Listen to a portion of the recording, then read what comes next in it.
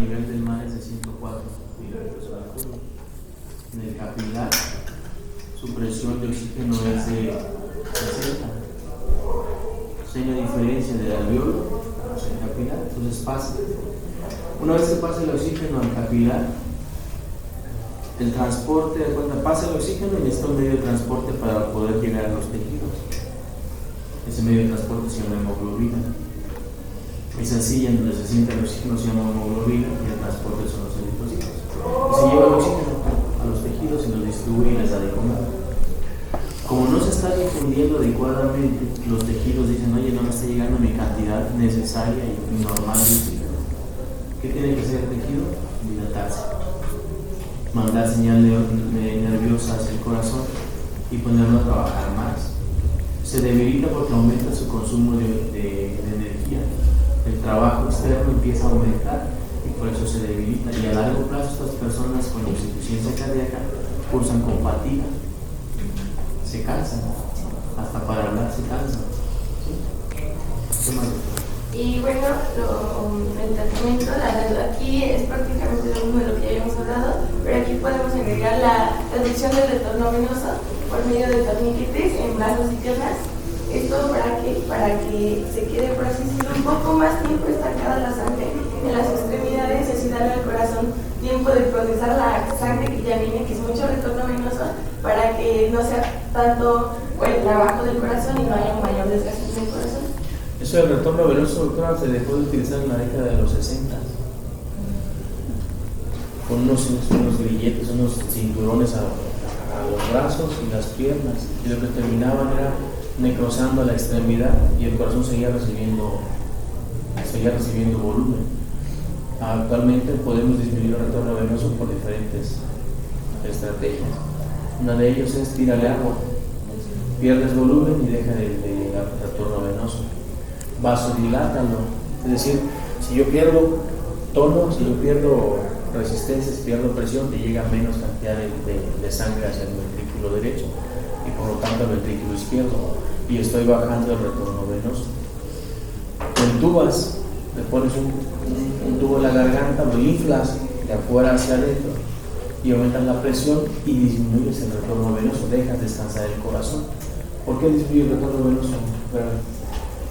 ¿Es grave? No. Bueno, Armando. Disminuye por el aumento de la resistencia. ¿Resistencia de qué?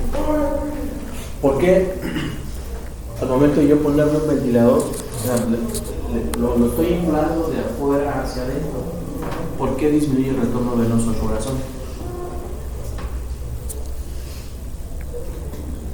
Porque si hay un aumento de oxígeno, los capilares se cierran y ahí menor. Si hay aumento de oxígeno, los capilares se cierran, nutres, sí, dejas de exigirle al corazón, lo descansas un poco. ¿De qué otra manera puedes hacer descansar el corazón? Sí, ¿Por qué disminuye? Porque... ¿Qué has escuchado hablar de los ventiladores mecánicos? Sí, No, bueno, esto, ¿no? Un aparato que mete aire con oxígeno hacia los pulmones, lo está inflando. No está dormida completamente. Normalmente, en una respiración normal, al ingresar aire por medio de succión, la presión que entra se hace más negativa, Sí. pero cuando está por ventilación mecánica, el aire es ingresado a presión, Sí. entonces por ende la presión va a ser positiva, la que está ingresando Sí. a nuestros pulmones. Y cuando esa presión positiva entra, lo que va a hacer es que la presión intratorácica pues va a aumentar y por ende va a comprimir, va a aumentar la presión de la aurícula derecha y va a disminuir el gradiente entre lo que llega y pues la aurícula derecha. Entonces por ende hay un menor retorno. Y de esa manera yo disminuyo el retorno venoso. Entonces, cuando se ventila, tengo que cuidar qué tanta presión le voy a emitir a esa persona porque lo puedo chocar, le puedo ocasionar un choque obstructivo. ¿Por qué le puedo ocasionar un choque obstructivo?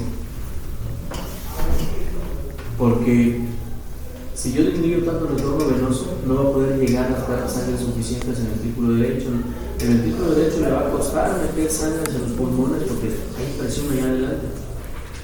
Y por lo tanto lo que va a llegar al ventrículo izquierdo será menor. Y tu volumen latido será menor. Y tu gasto cardíaco será menor. Entonces, voy a tener un paciente con menos volumen y con presión arterial baja. Y de esa manera descansas. Entonces, en el edema agudo del pulmón, la intubación o la tensión positiva les ayuda mucho. ¿Vale? Sí, bueno, primero diuréticos, luego ventilación y pues también para la compensación de la contracción, un fármaco cardiotónico como el Depende en qué cuadrante estoy, ¿verdad? Depende.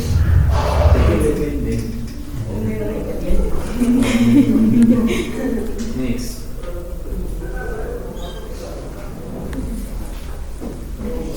¿Dudas, preguntas hasta el momento, jóvenes médicos? ¿No? ¿Todo bien?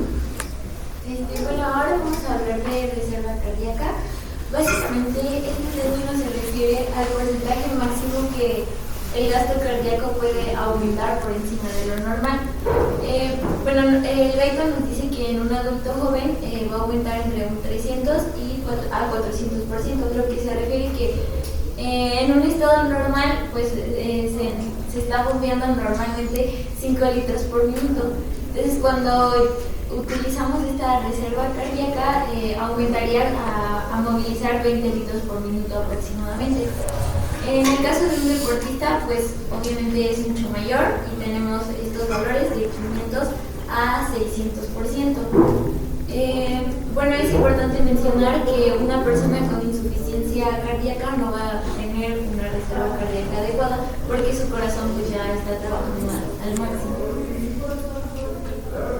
Tenemos esta gráfica que es muy parecida a una que ya habíamos checado anteriormente, en donde básicamente hace la comparación con la presión en la aurícula derecha y el gasto cardíaco y retorno venoso. Aquí es importante recordar que el gasto cardíaco siempre debe de ser, para que esté como equilibrado, debe ser igual al retorno venoso. Entonces tenemos que el punto A se refiere a un punto de equilibrio, en el que en la aurícula derecha vamos a tener una presión de 0 milímetros de mercurio y se van a estar movilizando a 5 litros por minuto. Después el punto B representa un paro cardíaco, por eso hay una disminución repentina. Y después en los primeros 30 segundos aproximadamente es cuando se activan las respuestas simpáticas para compensar esto. Por eso se ve como un aumento en el gasto cardíaco y el retorno venoso. Sin embargo, pues obviamente todavía no llega a los 5 litros que se están movilizando inicialmente, que sería la normalidad. Y después se activaría el sistema renina sin aldosterona para lograr llegar a los 5 litros por minuto.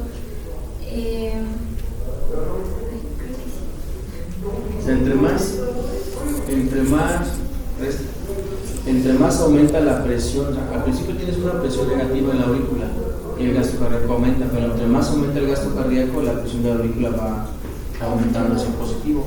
Y el retorno venoso, te das cuenta, aumenta la presión de la aurícula derecha, el retorno empieza a bajar hasta llegar a un punto de equilibrio que se llama gasto cardíaco de 5 litros. 5 litros meto, 5 litros saco. Por cualquier situación que pueda llegar a pasar, la que tú quieras que el corazón falle su mecanismo de bomba, va a caer el gasto cardíaco. Y aquí no es compatible con la vida. Y aquí están los mecanismos rápidos para control del flujo sanguíneo a corto plazo, control de la presión a corto plazo, y de aquí a acá, sistema de aldosterona y todos los mecanismos neuromorales.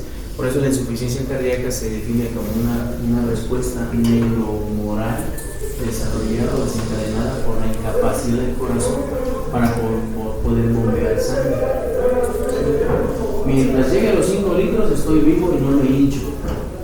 Si no llego a los 5 litros, el sistema renal que contiene aldosterona y el riñón van a retener volumen para poder, en teoría, mantener la presión alta, pero no sabe que el corazón no está funcionando bien. Entonces el aumento del trabajo Pero el corazón, como no bombea, la sangre se empieza a estancar y las presiones de esta empiezan a desparramarse, la presión capilar, y de manera crónica la persona está edematizada de las piernas. Y apenas camina y siente que se ahoga. Ahora sí, doctora Alex. Bueno, en esta gráfica igual se compara la presión de la aurícula derecha con el gasto cardíaco y el retorno venoso. Bueno, la línea horizontal negra representa un nivel normal, y a lo largo de esta curva vamos a observar cómo se va deteriorando. En el punto A, cruza con el retorno venoso normal, sin embargo no está movilizando los 5 litros de sangre por minuto. Después, continúa, aquí es cuando se activan ciertos mecanismos de compensación para intentar regresar al nivel de sangre que sí es el adecuado. Sin embargo, pues no logra llegar, y bueno, en el punto C es cuando se logra activar el sistema renina-angiotensina-aldosterona, pero no van a alcanzar los 5 litros por minuto, ya que el corazón pues ya está bastante fatigado. A partir de este punto son puntos bastante relevantes, ya que podrían conducir a la muerte, ya que pues el corazón va decayendo. El corazón no te va a responder, doctora. Puedes llegar al punto D, pero ya está dañado. Cada vez que yo le exija más trabajo al corazón, no me va a dar el ancho para poderme bombear la cantidad de nutrientes que yo necesito en el tejido. Entonces se va a cansar y va a bajar. Y se llama del punto C, donde se activa el sistema renina-angiotensina-aldosterona, al pasar a ese deterioro de la calcificación. Mientras me mantenga aquí y esté sentado no hay problema, pero si me pones a caminar, a subir escalones o a hacer ejercicio, mi tejido necesita más oxígeno. Y ustedes recuerden que cuál es la fisiología del consumo de oxígeno del músculo. Yo lo pongo a trabajar y tiene que aumentar, tiene que consumir más oxígeno, y la hipoxia hace vasodilatación de las arteriolas. La vasodilatación de las arteriolas disminuye la resistencia vascular periférica, y el gasto cardíaco es inversamente proporcional a la resistencia. Si la resistencia cae, el gasto cardíaco aumenta, y entonces el corazón no solamente es la teoría metabólica, entra la teoría miógena, el control de la presión arterial a corto plazo. Y no solamente entra la teoría miógena, entra el sistema simpático. Cuando el vaso se dilata, hay mecanorreceptores, mandan impulsos al sistema nervioso central y mandan catecolaminas para que el corazón lata más rápido. Entonces el pobre corazón recibe latigazos por todos lados. Y órale a trabajar, estoy cansado, vale, allá necesitan oxígeno, y lo empiezan a flagelar, pues empieza a trabajar, pero como no tiene una fuerza necesaria, empieza a consumir más energía y se empieza a cansar, y entonces empieza a caer y se repite otra vez el deterioro. Imagínate, acá son 2,5 litros, acá cuánto es, mucho menor. Aquí no alcanzo a mantener perfusión hacia el cerebro, no alcanzo a tener perfusión hacia el riñón, no alcanzo a tener perfusión hacia el corazón, hacia el propio corazón, al hígado. Y entonces, en el afán de poder compensarlo, o sea, dices, en el eje está descompensado, ¿no? En una fase aguda, en un afán de poderlo compensar, libero muchas catecolaminas y entonces estoy taquicárdico. El exceso de catecolaminas hace vasoconstricción periférica y estoy pálido, estoy frío, estoy diaforético, con piloerección, con hielo capilar retardado, con alteración neurológica porque no me llega sangre suficiente al cerebro. Mi riñón va a dejar de orinar porque cuando no le llega la presión necesaria de sangre hacia el glomérulo, esa presión capilar se va a perder y no va a filtrar. Como no está filtrando, es menos la cantidad de agua que va a pasar sobre esa nefrona, y al llegar a la mácula densa se va a activar el sistema renina-angiotensina-aldosterona. ¿Te acuerdas de ese sistema? ¿Cómo es? Se libera renina, y la renina ¿qué hace? Bueno, A ver, rapéame el sistema de angiotensina-aldosterona. La renina es una enzima que activa el angiotensinógeno ¿En dónde? en el hígado. Ok, y la angiotensina en qué hace. Bueno, o sea, va a ayudar a formar la angiotensina 1. O sea, la renina llega a la angiotensinógeno y el angiotensinógeno forma angiotensina 1. Y luego, Después, a partir de en el pulmón ya se puede formar angiotensina 2. Y bueno, va a promover la vasoconstricción de los vasos. de las arterias, no se vasoconstricción periférica, es un vasoconstrictor potente de la angiotensina 2. Y entonces aumento la presión. Muy bien. Aumentaste la presión, aumentaste la poscarga del corazón, trabaja más duro todavía, pero tengo presión. Al aumentar la presión, la angiotensina 2 también ocasiona de manera discreta absorción de sodio y agua y aumenta un poquito el volumen. Muy bien, más trabajo para el corazón. Como no es suficiente y no aumenta el flujo sanguíneo hacia el corazón, la angiotensina 2 estimula la liberación de aldosterona. Y la aldosterona en su receptor hace que se absorba sodio y aumente el volumen. Y perfecto, estoy aumentando más volumen, es un círculo vicioso. Y el corazón se sigue cansando. Pero de alguna manera lo trata de compensar, ¿no? Me das más volumen, trabajo un poco más forzado, suplo la demanda de manera parcial, pero ¿qué crees? Yo corazón me estoy cansando. Y ese entonces es un círculo vicioso que debemos de cortar, y por lo tanto, para poder tratar la insuficiencia cardíaca no aguda, utilizamos diuréticos a producto de gallina. ¿Qué más? Si yo le pongo un diurético, furosemida, lo que va a hacer es evitar la absorción de sodio y agua y se va a empezar a tirar. ¿Qué pasa si yo pierdo volumen? ¿Qué pasa con el corazón? Perder como tanta presión. Si tú lo vas a descongestionar, le quitas volumen, a tus 5 litros lo vas a hacer tirar, vas a forzar el riñón que no absorba y va a empezar a tirar volumen. ¿Qué pasa con la frecuencia cardíaca del corazón? O el rostro. Aumentaría, ¿por qué? Porque si hay menos líquido, entonces para cumplir esos 5 litros el cuerpo Excelente, aumenta, ¿no? Y entonces otra vez el círculo vicioso.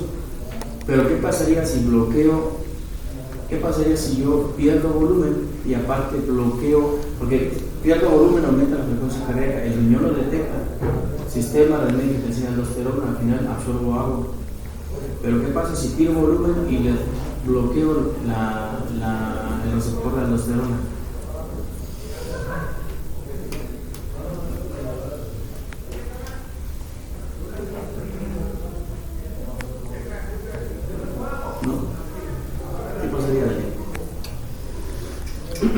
Ya no se va a absorber el sodio ni el agua. Y entonces pues va a bajar más todavía.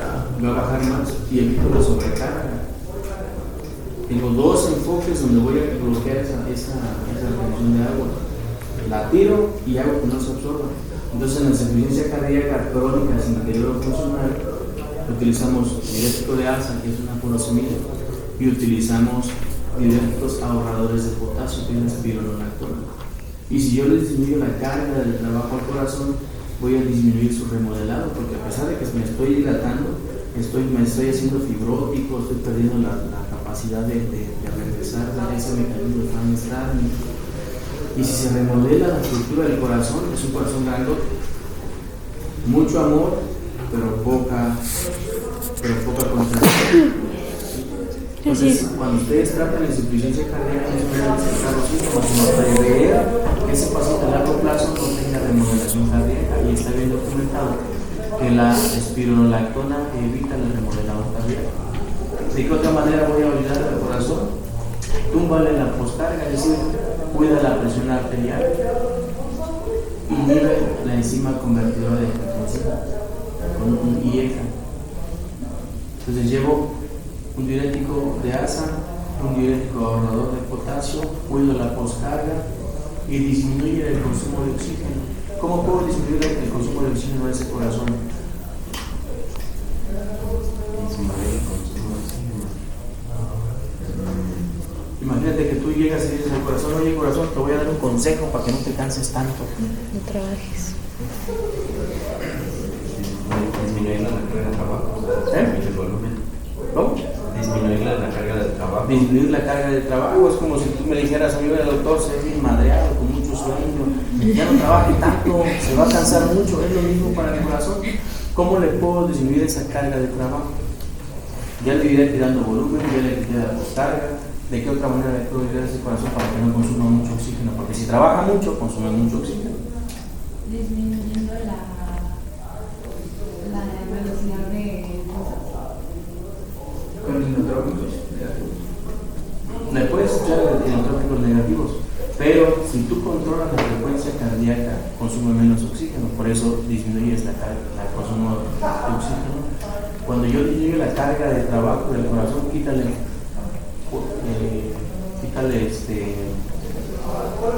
frecuencia cardíaca, y entonces tengo un beta bloqueador, tengo un diurético de asa, tengo un diurético ahorrador de potasio y tengo un antihipertensivo. Actualmente son los famosísimos 4 fantásticos. No fueron el cambio. ¿No lo llevaron? Están chavos. Y hay otra que se llama empaglifosina, pero eso lo vamos a ver cuando platiquemos de riñón. Y eso es como se trata de la insuficiencia cardíaca con fundamento a la fisiología. ¿Sí? Next, doctora. Next.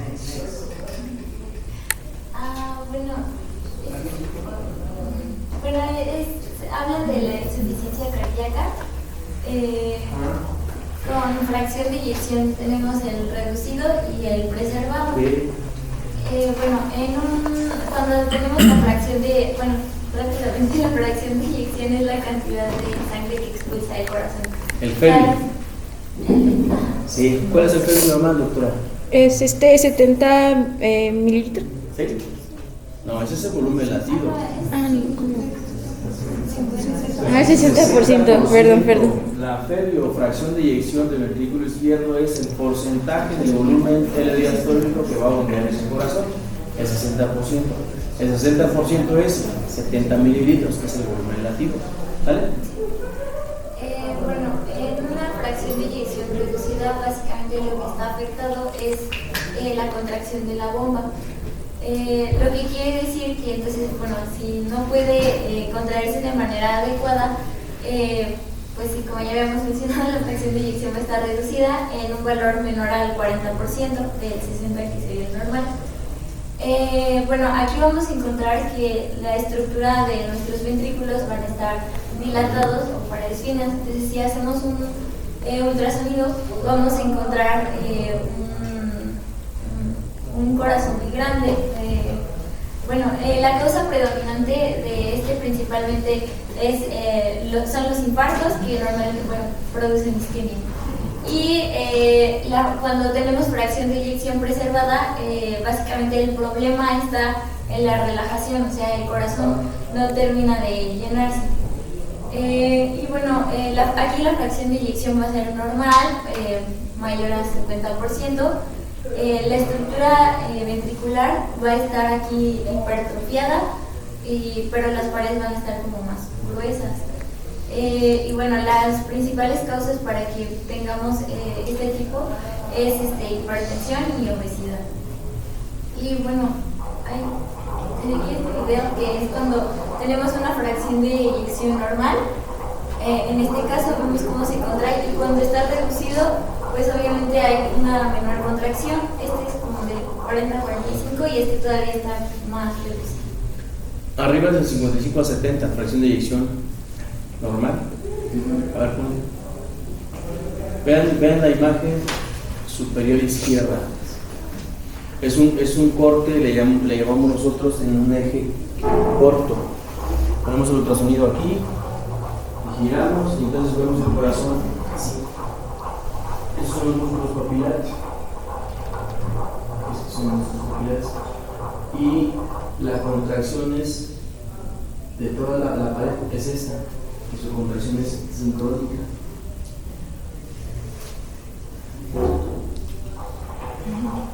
La contracción de acá, si se dan cuenta, aquí es más débil.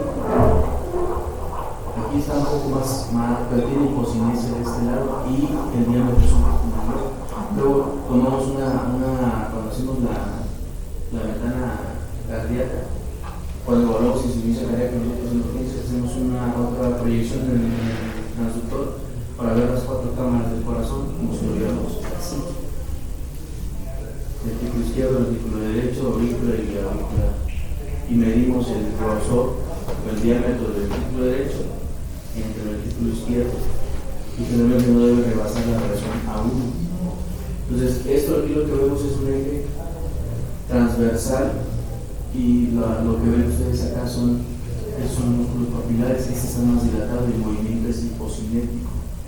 Entonces, la fracción, si yo le quito alguna contracción del corazón de alguna parte de su pared, le va a pegar al volumen. Entonces, no voy a bombear la sangre suficiente, por lo tanto, la fracción de eyección será menor. ¿Ya es todo? ¿Nos tenías así? Muy bien, doctora. Muchas gracias. ¿Se lo mandamos a usted también? ¿No vamos a meter al forms? A nuestros compañeros sí. para que corrijan una pequeña cuestión de mis preguntas. Sí, y me mandan los Y mándennos por favor los comentarios. Entonces hemos evaluado y hemos platicado sobre en la insuficiencia cardíaca. Prácticamente estamos integrando todos los mecanismos fisiológicos de la circulación, de tal manera que si yo tengo una alteración en el aporte de oxígeno y nutrientes hacia un tejido, lo voy a llevar a hipoxia tisular. ¿Sí? Y la hipoperfusión tisular es un concepto de estado de choque. ¿Qué es estado de choque? Una hipoperfusión tisular ocasionada por diferentes causas. ¿Sí? Y si le llega poca sangre, ¿qué va a choque? ¿Debe pagar? Perdón, eso se acabó.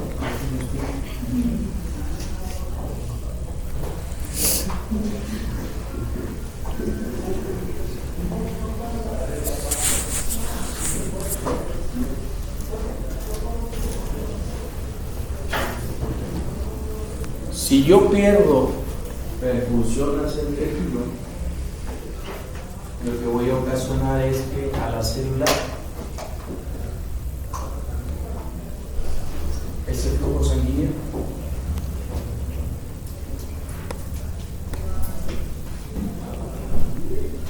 si yo pierdo volumen por cualquier cosa, le va a llegar una menor cantidad de oxígeno a la célula. Ustedes se acuerdan que la célula tiene ciertos organelos. ¿Sí? No van a hacer la clase. Eso es. ¿Sí?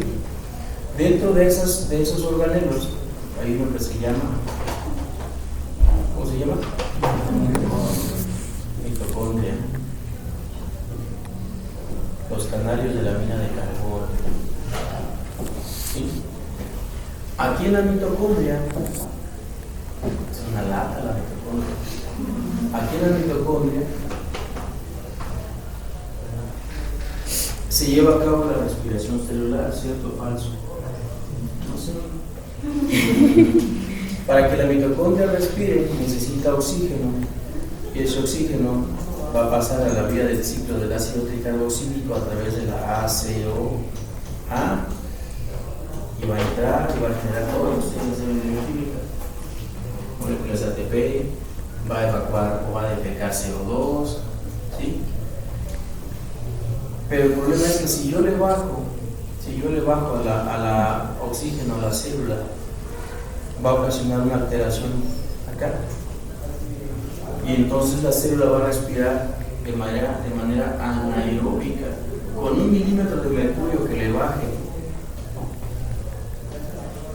Con 1 milímetro de mercurio que le baje de oxígeno a la célula es suficiente para que empiece a entrar de una respiración aeróbica a una respiración anaeróbica. Y entonces ahora, bajo este contexto, choque es una disopsia celular secundaria a una falla en la microcirculación. Ya no nos quedamos solamente diciendo hipoperfusión tisular. Sí, pero esa hipoperfusión tisular me va a llevar a cambios moleculares. Y entonces, para que yo pueda pasar de respirar sin oxígeno hacia el ciclo tricarboxílico, creo que se llama Krebs, ¿no? Ciclo de Krebs. Voy a ocupar otra vía que se llama la vía del piruvato, a través de una hormona. ¿Te acuerdas de esa enzima, doctora?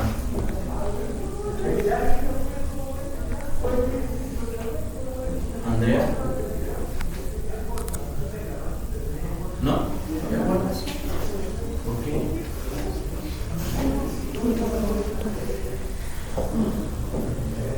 Y aquí el complejote, ¿verdad?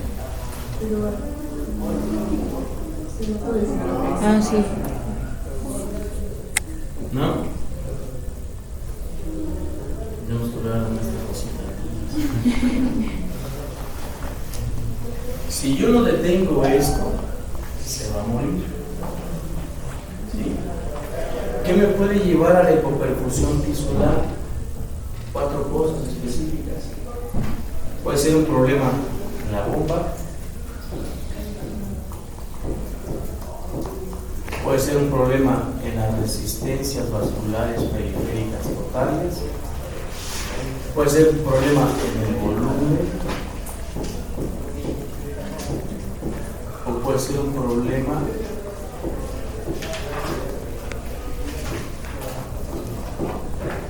en el retorno venoso, que no estoy en el retorno venoso. Si es un problema de bomba, se llama cardiogénico. Salud. Dinero y amor. Si es un problema en las resistencias vasculares periféricas totales, se llama distributivo.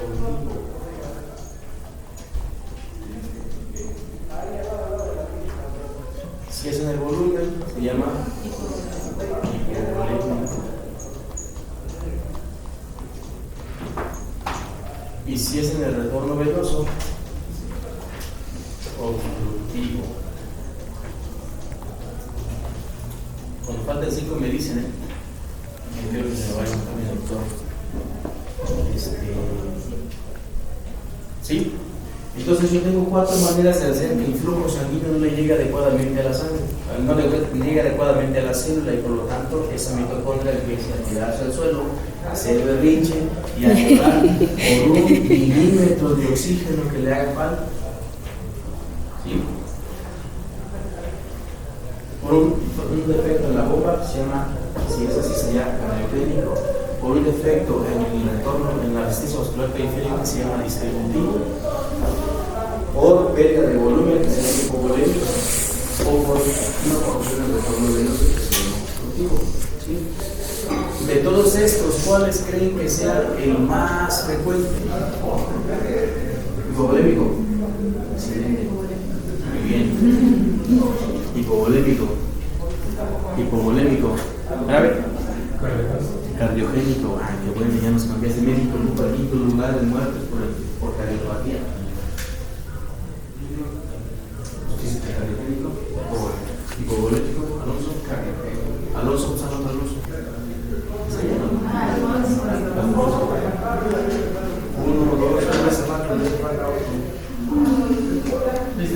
Distributivo. Curiosamente, de todos estos, el 60% de los choques es distributivo. Es el más frecuente.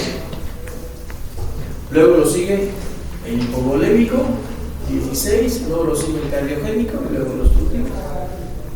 ¿Sí? De estos yo tengo 3 tipos que me van a... En las resistencias vasculares periféricas lo que va a pasar es que de un vaso, ¿sí?, va a pasar a un vaso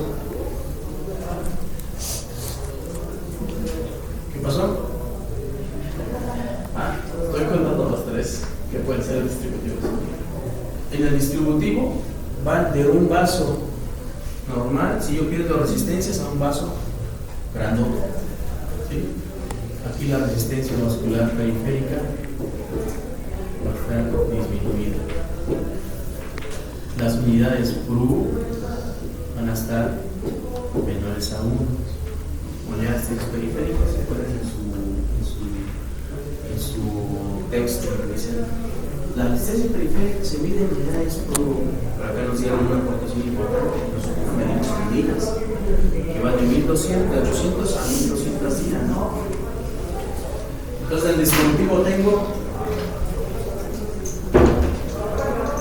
séptico,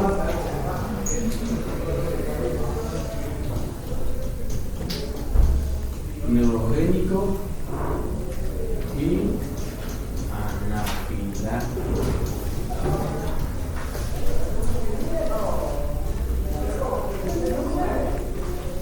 ¿Cuál creen que es el más frecuente de estos? El séptico. Este se lleva las palmas, el séptico. 62% de todos los choques distributivos son sépticos.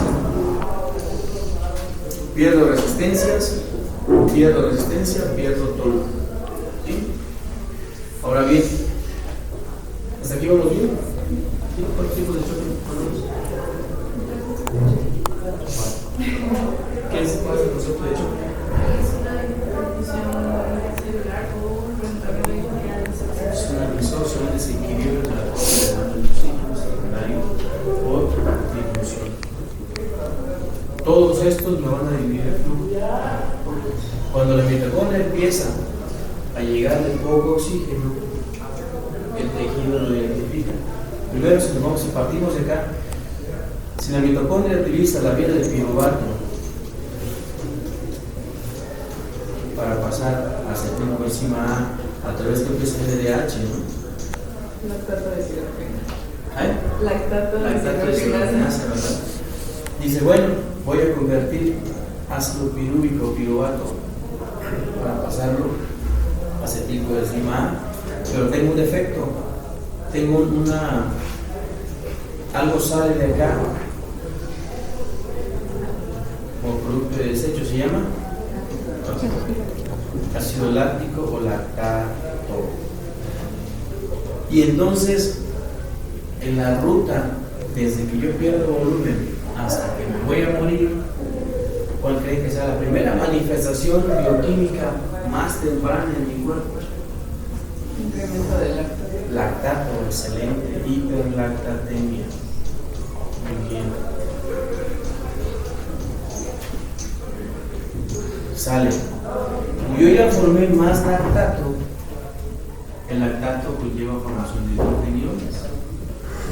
¿Qué pasa si yo tengo mucho lactato y muchos hidrogeniones en mi sangre? Acidosis.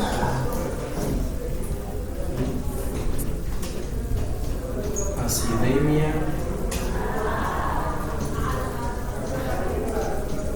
metabólica.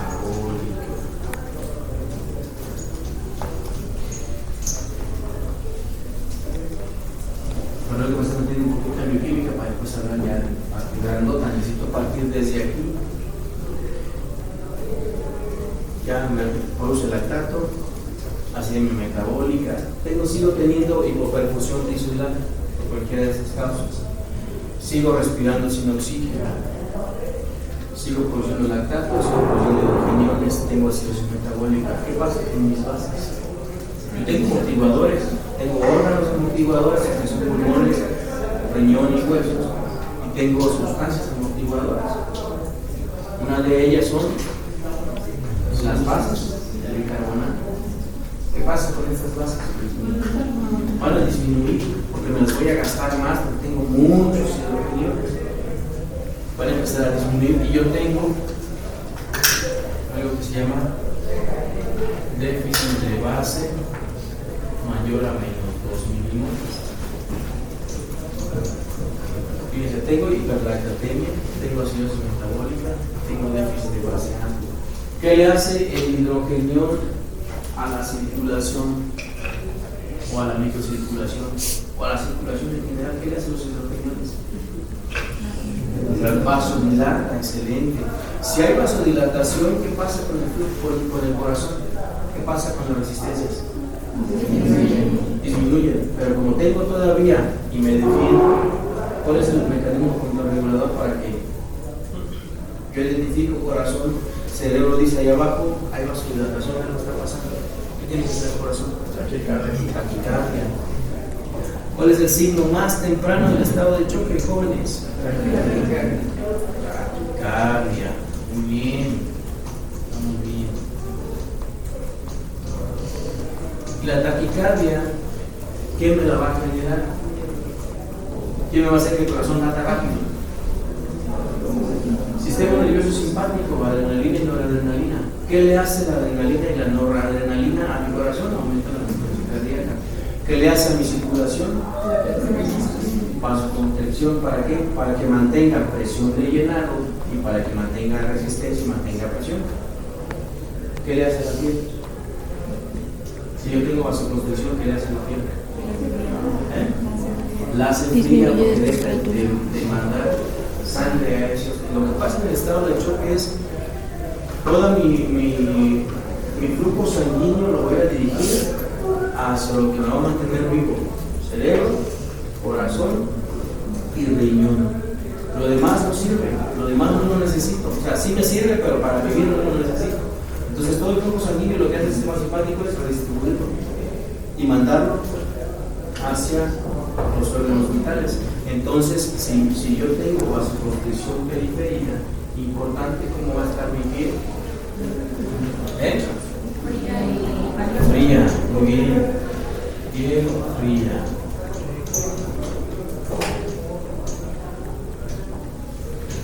Piel pálida, ¿verdad? Palidez. ¿Qué más? ¿Qué más veo con algo de vasoconstricción periférica? ¿Qué otro efecto tiene el sistema, las catecolaminas en mi cuerpo? ¿Cómo te pusiste? Espantada. Una persona que tiene catecolaminas en exceso, ¿cómo está? Ansioso, está ansioso, si algo está pasando. ¿Y qué le pasa? Está ansioso, tiene fracturada la piel, está tirando sangre, está infectado, el sistema simpático es el sistema de alerta, por lo tanto voy a estar alerta, entonces voy a estar ansioso, ansiedad, ya por eso es excelente. ¿Te espantaste? ¿Ya? Ya por eso, ¿qué más? O sea, voy a estar pálido, voy a estar frío, voy a estar sudoroso, voy a estar taquicárdico, voy a estar ansioso, porque todo esto me está generando todo esto. ¿Qué más? Si yo estoy pálido y vasoconstriñido, ¿cómo va a estar mi llenado capilar? Muy retardado, llenado capilar retardado.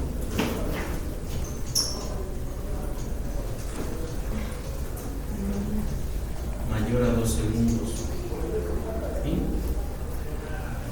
Si yo estoy produciendo muchos hidrogeniones, ¿cómo compensa una acidosis metabólica? ¿Cómo compensa el pulmón? Entonces estoy taquipneico. ¿Sí? Taquipneico. Dices, algo está pasando. Estos que llevamos aquí se llaman signos tempranos del estado de choque. Todos estos los tengo aquí. El reto es ¿quién me lo está produciendo? ¿Sí? Y si se dan cuenta, yo aquí, cuando yo tengo disminución del flujo sanguíneo, está pasando esto. Tengo acidosis, tengo taquicardia, tengo ansiedad, tengo diaforesis. ¿Qué tiene que hacer mi riñón? No sabemos por qué me bajó la cantidad de oxígeno en mi célula. No sabemos por qué ella está haciendo un desmadre en mi cuerpo. Las canarios de las minas de carbón llamadas mitocondrias Está haciendo un desmadre en mi cuerpo. Todo por 1 milímetro de mercurio que le hace falta. Por 1 milímetro de mercurio se tira al suelo y llora. Se revuelca, hace berrinche. Ya todo el relajo que me está haciendo en mi cuerpo. ¿Qué tiene que hacer el riñón? Retener líquido. Mira, no me está llenando su sangre suficiente. La mitocondria está haciendo un berrinche. Calma. ¿Qué vamos a hacer? Como no hay buena presión capilar, no filtra. Y si no filtra, el complejo yuxtaglomerular, es decir, la mácula densa y las células mesangiales, dicen, no hay pedo. No identifico buena cantidad de volumen, no identifico buena cantidad de cloro, no hay pedo. Termina, lánzate al hígado y conviérteme ese angiotensinógeno huevón, angiotensina 1. Y la angiotensina 1 empieza a hacer vasoconstricción débil. Pero en el pulmón, la IECA le dice a la angiotensina, no sabes cuánto que te actives más, échale ganita. Y lo pasa a angiotensina 2. Y la angiotensina 2 hace vasoconstricción periférica. Es uno de los argumentos por los cuales se dan cuenta aquí. Yo le he mencionado presión arterial baja. La presión no va a bajar todavía. Mantiene la presión arterial normal. Pero sí, lo que va a hacer es, como no hay filtración, voy a tener, ¿cómo se llama eso? Si no tengo una filtración adecuada. Si yo no filtro, no lo veo, no orino. Oliguria o anuria. ¿Sí?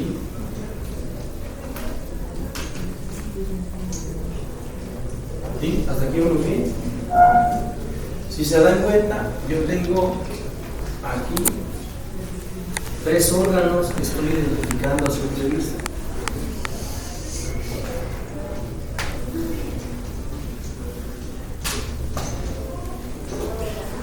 Cerebro, ¿ya?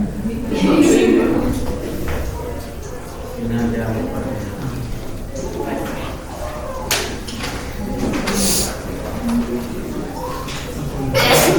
Salud. salud.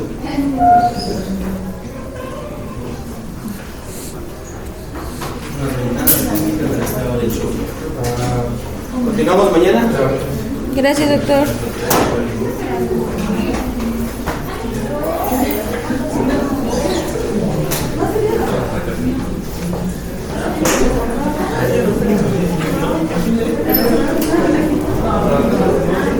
Muchas gracias, nos vemos mañana. Gracias, doctor.